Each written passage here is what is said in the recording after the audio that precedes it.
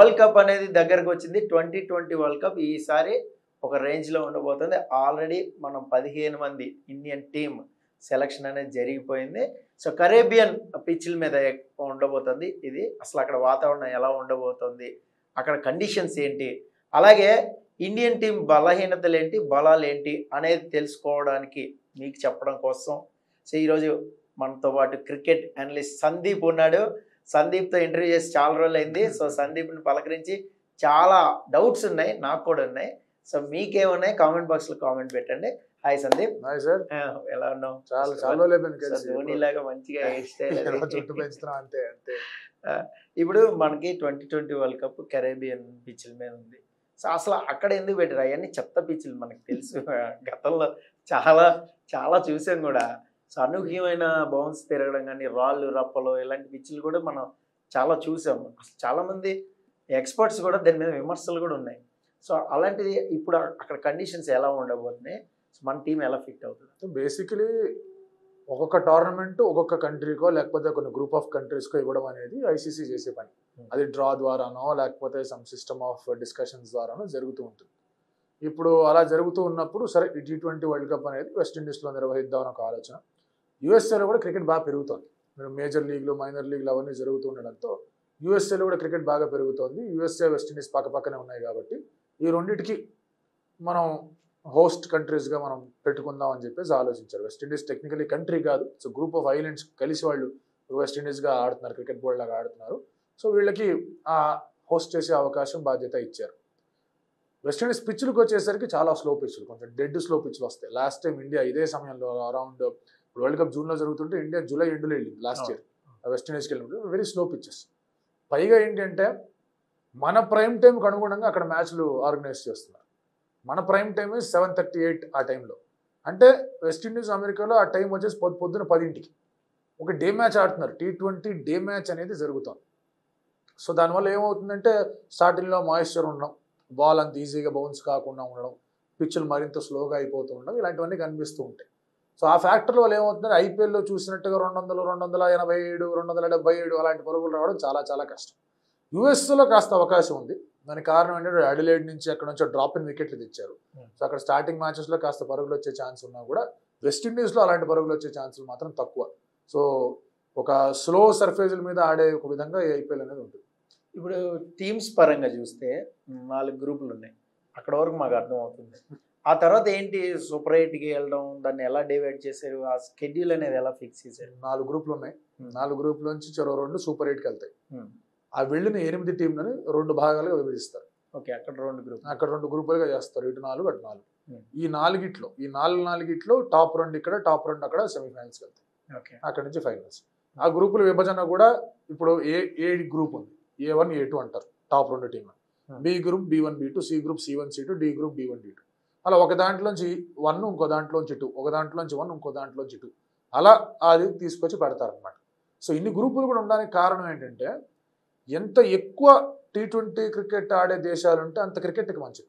Test మ్యాచ్లు అనేవి ఎన్ని దేశాలు ఆడుతున్నాయి, ఎన్ని కంట్రీస్ ఆడుతున్నాయి, చాలా తక్కువ ఆడుతున్నాయి. ముఖ్యంగా చెప్పుకుంటే 6-7 కంట్రీలు ఆడుతాయి. మిగతా అన్ని సరే అసోసియేట్ మెంబర్ నేషన్లుగా అటు ఇటుగా ఒక ఆఫ్ఘనిస్తాన్ అప్పుడప్పుడు, లేకపోతే వెస్టిండీస్ అప్పుడప్పుడు కనిపిస్తాం.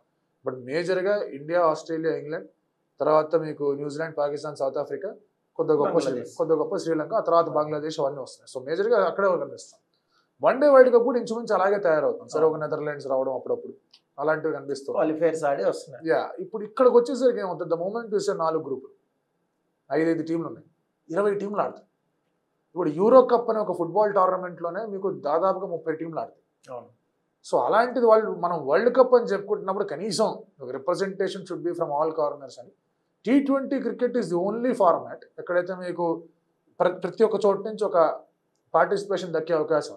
సడన్గా మీరు వెళ్ళిపోయి ఒక నమీబియన్ టెస్ట్ మ్యాచ్ ఆడమంటే ఆడలేరు, ఒక యూఎస్ఏ టెస్ట్ మ్యాచ్ ఆడమంటే ఆడలేరు. అదే T20 ఆడమంటే తెలివి రెడీ.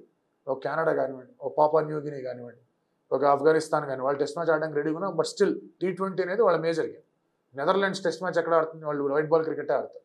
సో ఇలాంటి నమీబియా, ఇలాంటి స్కాట్లాండ్, ఇలాంటివన్నీ ఇక్కడ ఆడగలరు కాబట్టి అలా UAE అలా కొన్ని టీమ్స్ అనేది తెచ్చుకొని పెట్టారు. ఓకే, ఇప్పుడు టీమ్స్ సెట్ అయినాయి, అన్ని సెట్ అయినాయి. మన ఇండియన్ టీమ్ సో ఎలా ఉందంట, అంటే నీ ఉద్దేశం ప్రకారం 15 మెంబర్స్ పర్ఫెక్ట్గా సెట్ అయ్యారా? సో ఇండియన్ టీంని సెలెక్ట్ చేయాలంటే రకరకాల సమీకరణాలు ఉంటాయి. మనకి ఉన్న ప్రధానమైన లోటుబాటు ఏమిటంటే, ఇబ్బంది ఏంటంటే, ఒక జెన్యున్ ఆల్రౌండర్ని మనం ప్రొడ్యూస్ చేయలేకపోయాం. అంటే ఇప్పుడు బౌలర్స్ బ్యాటింగ్ చేసేవాళ్ళు, బ్యాటర్స్ బౌలింగ్ చేసేవాళ్ళ సంఖ్య కూడా తగ్గిపోతూ వచ్చింది. 2011 world cup, 2007 T20 world cup ఉదాహరణకు మాట్లాడుకుంటే, 2011 వరల్డ్ కప్లో యువరాజ్ సింగ్ 10 ఓవర్లు వేసాడు, ప్రతి మ్యాచ్ 10 ఓవర్లు వేసాడు. తర్వాత మీకు కావాలంటే రైనా బౌలింగ్ వేసాడు, సెహ్వాగ్ బౌలింగ్ వేసాడు, తెండూల్కర్ బౌలింగ్ వేసాడు. దీంతో మీకు టాప్ 7లో 4 బౌలింగ్ ఆప్షన్స్ ఉన్నాయి. ఆ 4 నుంచి కావాలంటే మీరు ఒక 10, 12, 15 ఓవర్లు తీసుకొని రావచ్చు. 2007 T20 వరల్డ్ కప్ విషయానికి వస్తే సెహ్వాగ్ బౌలింగ్ వేయగలడు, వేసాడు కూడా ఒక ఓవర్, రన్స్కి వెళ్ళడం బౌలింగ్ వేయగలడు. యూసఫ్ పఠాన్ ఫైనల్లో ఒక ఓవర్ 5 రన్లు ఇచ్చాడు, ఫైనల్ పాకిస్తాన్తో. యూసఫ్ పఠాన్ బౌలింగ్ వేయగలడు, యువరాజ్ సింగ్ బౌలింగ్ వేయగలడు. మీకు సరే జోగిందర్ శర్మ ఎట్లాగో బౌలింగ్ వేసాడు, అవన్నీ కనిపిస్తున్నాయి. బౌల్ అవుట్లో ఉతప్పా చేత కూడా వేయించిన సందర్భాలు కనిపిస్తూ వచ్చాయి. ఇప్పుడు 2019, 2023 వన్డే వరల్డ్ కప్ చూసుకోండి. ఫైనల్కి వెళ్ళిన 11లో రోహిత్ శర్మ బౌలింగ్ వేయడు, విరాట్ కోహ్లీ బౌలింగ్ వేయడు, తర్వాత శుభ్మన్ గిల్ బౌలింగ్ వేయడు, సూర్యకుమార్ యాదవ్ బౌలింగ్ వేయడు, కేఎల్ రాహుల్ బౌలింగ్ వేయడు, ఇంకెవరున్నారు ఆ టీం, శ్రేయస్ అయ్యర్ బౌలింగ్ వేయడు, జడేజా ఒక్కడే బౌలింగ్ బ్యాటింగ్ చేసే క్యాండిడేట్.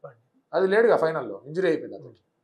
ఆ తర్వాత మీకు బుమ్రా అంత ఎక్కువ బ్యాటింగ్ చేసే సత్తా లేదు, షమి ఎక్కువ బ్యాటింగ్ చేసే సత్తా లేదు, సిరాజ్ ఎక్కువ బ్యాటింగ్ చేసే సత్తా లేదు. ఎక్కడికి వెళ్తున్నాం? ఒక జెన్యున్ ఆల్రౌండర్ని లేదా 2 స్కిల్స్ ఉన్న ఒక ప్లేయర్ని ఇండియా పిక్ చేసి వాళ్ళని సరైన రీతిలో గ్రో చేసే విధానంలో ఫెయిల్ అయ్యింది. సో అదొక ఫ్యాక్టర్. ఇప్పుడు బిజినెస్లో టీనా అంటారు, TINA, there is no alternative. అది హార్దిక్ పాండ్యా ఉన్నాడు. నిజంగా చెప్పండి, హార్దిక్ పాండ్యాకి ఆల్టర్నేటివ్ ఎవరు లేదు.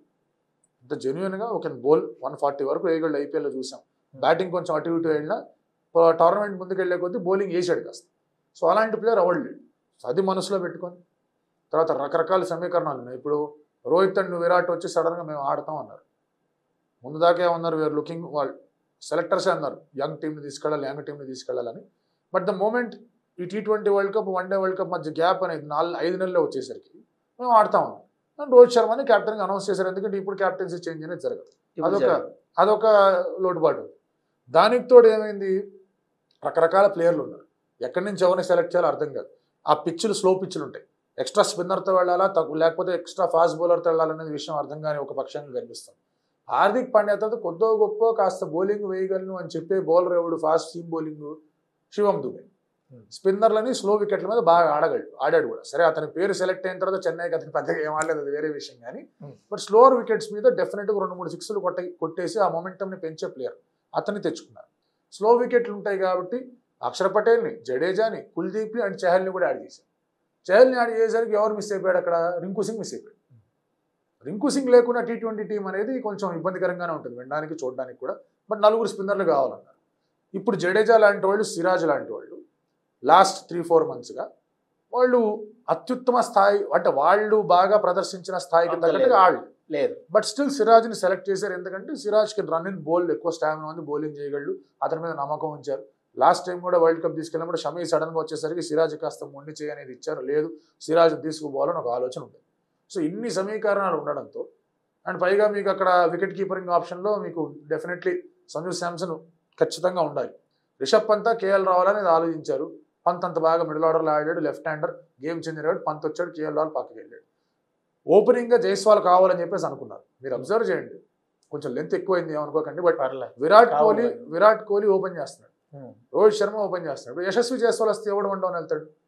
ఇలాంటి కొన్ని ఇబ్బందికరమైన సిచ్యువేషన్స్ ఉన్నాయి. బట్ ఓవరాల్గా ఇన్నిటిని సెలెక్ట్ చేసుకొని, ఇన్నిటిని ప్యాక్ చేసుకుని ఒక టీం సెలెక్ట్ చేయాలంటే కనుక this is the best that they can do.